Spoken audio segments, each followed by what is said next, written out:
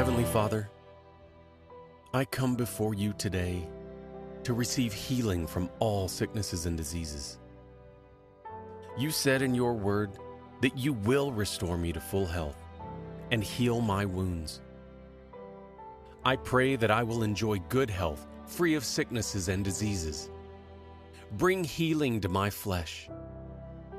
In my pathway are life, healing, and health.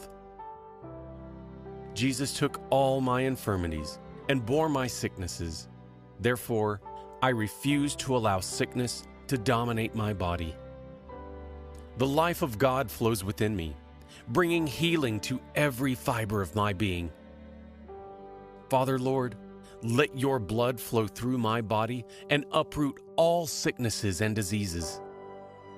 Touch me from head to toe, Lord, and remove